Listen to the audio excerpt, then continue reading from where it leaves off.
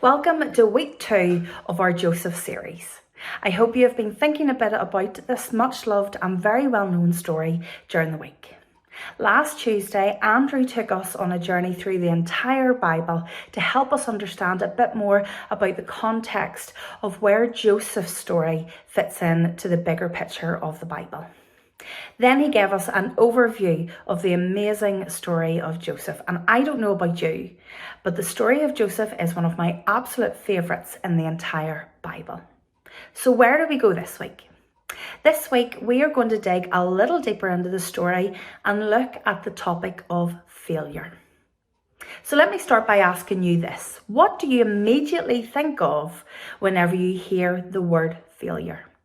Pause the video here and see if everyone in the group can share the first thing that comes to their mind whenever they hear the word failure. In your group, you may have thought through things like letting people down or failing at something that means a lot to you. And I wonder if anyone answered other people letting you down. In the story of Joseph, we see that his journey was filled with people failing him time and time again. I'm going to spend a bit of time over the next 10 minutes or so going through them in a bit more detail. So first of all, his father, Jacob. Genesis 37 verse 3 says this. Now Israel, Jacob, who loved Joseph more than any of his other sons because he had been born to him in his old age, and he made an ornate robe for him. Here is Joseph's father, okay? Jacob had 12 sons and 1 daughter. That's a lot of children. So the question is, how do you pick a favourite? And the answer, of course, should be, I would hope you all know, is that you don't. You love all your children equally, and no one should be made to feel any less than the other. My little niece Ruby is nearly 4, and I collected her from nursery a couple of weeks ago and took her to Tesco's because I had a couple of things that I needed to get. Now, when we got there, she asked me if I would buy her a magazine, to which, of course, I was going to get her that. That's not a problem. But straight away, she also wanted to pick one for her 2-year-old brother, Finlay. So, of course, right, okay, that's fine, we can get that too. Then, knowing that her mummy, my sister, and my mum, her nanny, were also at home, she very quickly said, we must get mummy and nanny some magazines too. So 10 minutes later and 20 quid later for me, we had covered everyone, okay? That was from a 4-year-old. Even she understands and knows that you don't pick favourites. And then the kindness of her heart, she's very generous. She's very generous at spending my money. But if one person gets, then it's only fair and right that everyone should. So you would think Jacob, being the parent, would know better. But the way in which Jacob singles Joseph out as his favourite, especially by giving him a colourful coat that all of his siblings and other family members would have seen, that is a massive failure on Jacob's part, which ultimately led to a huge knock-on effect to firstly how the brothers treated Joseph, but then also to Joseph, and I will share more later.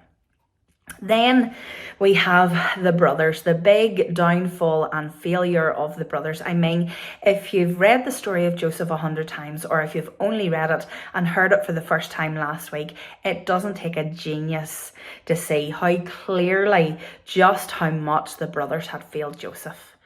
Even with it being a result of their father's favoritism, it does not excuse them of their jealousy and ultimately the actions that they took. We all have times when we can fight and fall out with siblings, and we can be very jealous of siblings too, just like the brothers were. And it's very easy to respond in a real heated debate to fail to show your love to your siblings and say, oh, do you know what, I could just kill you. Have you ever responded like that? But I hope none of us actually come up with a plan to do it. But as we read, excuse me, in Genesis 37 verses 18 to 19 says, but they saw him in the distance, and before he reached them, they plotted to kill him. Here comes that dreamer, they said to each other. Come now, let's kill him and throw him into one of those cisterns and say that a ferocious animal devoured him. Then we'll see what comes of his dreams. So not only are they planning to kill Joseph, but they are also going to fail and letting their father down by hurting his feelings and absolutely destroying the love of this father to his son. They are going to murder his favourite son. They're going to murder their father's favourite son and lie about it. I think it's fair to say that sons are failing massively, not only failing Joseph, but also failing their father and themselves. But as part of your small groups, after this talk, I want you to have a look in a bit more detail in Genesis 37, verses 21 to 36, and have a chat about the response of two of Joseph's brothers. Have a look in more detail about the response of Reuben and Judah. But the next people to fail Joseph is Potiphar and his wife. When Joseph arrived in Egypt with everything that he had already been through, we learn that at the start of Genesis 39, Potiphar, one of Pharaoh's officials, brought Joseph to work in his house and was very, very quickly doing well. He was very, very pleased with the work that Joseph was doing. So what happened next? Potiphar's wife wanted to cheat on her husband because she liked Joseph. And when Joseph said no and ran away, then what she does and how she feels even further is she lies to her husband and gets Joseph in serious trouble. Genesis 39 verses 16 to 18 says she kept his cloak beside her until his master came home. Then she told him this story: that Hebrew slave you brought us came to me to make sport of me. But as soon as I screamed for help, he left his cloak beside me and ran out of the house. Lies, what lies? Joseph was liked by Potiphar, so to be falsely accused, to be not believed, and then as a result, to be imprisoned for something you didn't do? Things have not been going well for him.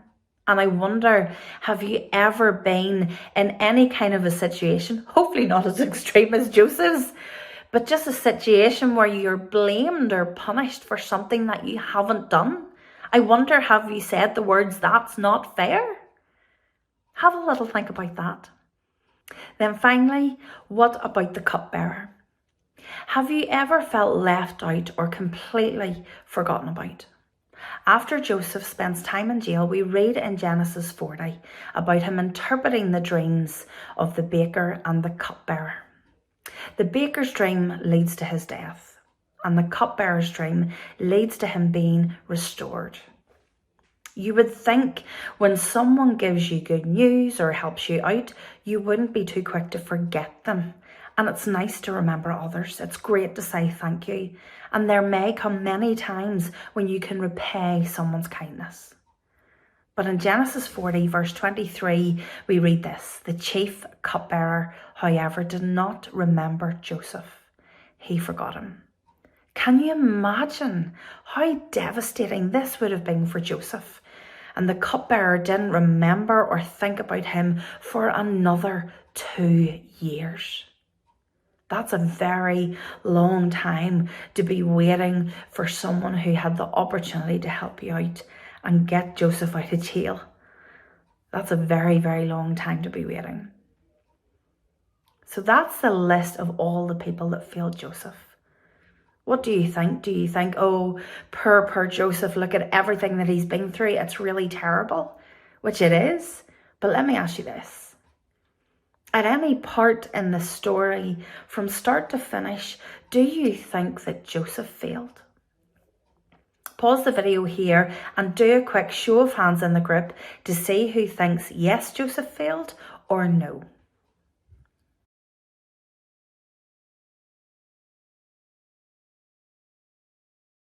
This may come as a surprise to you, but he did. As quick as we can be on the very first glance of the story to think how terrible these bad things happened to Joseph are, because they are, but all as a result of the failures of other people. Here's a newsflash: Joseph was not perfect, and failed as well. If we go back to the very start of the story, Joseph knows that he is loved and favoured above his brothers by his father. He is the only one to be given the gift of a beautiful, colourful coat. And we see when Joseph first receives the dreams from God, we see that he is lacking in wisdom. He's arrogant and he's wanting to show off because he tells his father and his brothers all about his dream, that they are going to bow down to him. I mean, come on, Joseph. Your brothers hate you. I mean, I can just imagine Joseph flaunting his coat in their faces because it's lovely to feel loved and favoured. But given how the story goes, after sharing his dreams with his brothers, especially when they're not being nice to him and hate him and jealous of him and want to kill him, Joseph, your timing could not have been worse. So what about God in the Joseph story? Do you think that God failed Joseph in letting everything happen to him that happened? Let me share a personal story. I have been looking to buy a house this year, and I'm not very good at making decisions. And the one thing that I battle a bit with in my singleness is that I hate having to make big life decisions on my own. And at the start, while I was looking for a house, I was really struggling with questions like, is this the right house for me? Am I going to be moving to the right area? Can I really afford this? And if I don't get this house or the next house, am I missing out on the right house that is for me? And so on and so on. These are the kind of questions that I grapple with on my own journey. And I needed to take just a very step back and let God into this area of my life. I needed to take time to pray about buying a house. I needed a time to just let God be in control of this. And when I did that for a while, a couple of months later, a house came along that I loved. It felt great. It felt like it was a really good fit, and it felt like this was a door that God was finally opening, and I had such peace and such joy about it. And after all the stress, I was actually so excited. But then after being sale agreed for 5 months, because of the result of the guy selling the house's decisions, the house I had such peace and excitement about fell through. And I am going to be honest and say, I have asked God why. I wonder, when Joseph was sitting in prison, I wonder how many days Joseph spent waiting to be let out by the cupbearer, and how many times over the years and years of his journey and with everything that he went through, did Joseph ask God why? I think for me, this is one of the reasons why I love the story of Joseph so much. My recent house experience has brought me right back to reading over and over again the story of Joseph, because we know that not only do things work out for Joseph, but there is restoration of the family. There's a great reunion. There is joy. There is grace. There is forgiveness for all the failures, but especially from within the family. There's not one of us, even like Joseph, who is perfect. We all fail, and we will all be failed by other people. But in the middle of the failure and the disappointment and the hurt, especially what I've been through this year, because we get to see the full circle of God's purpose in Joseph's story, I know that I can hold on to trust and hold on to hope that God will never fail me. I don't see the big picture of my story yet. I may never see or fully understand the big picture of my story, but I know that God will never fail me, and that is what I learn through the failure of the Joseph story. I absolutely love it, and it is such a challenge. And let me finish with this verse from Deuteronomy chapter 31, verse 6. And it says, "So be strong and courageous. Do not be afraid and do not panic before them, for the Lord your God will personally go ahead of you. He will neither fail you nor abandon you." spend some time now going through the questions and reflecting over what I've shared tonight and reflecting in more detail of the Joseph story, and spend some time finishing in prayer. Thanks.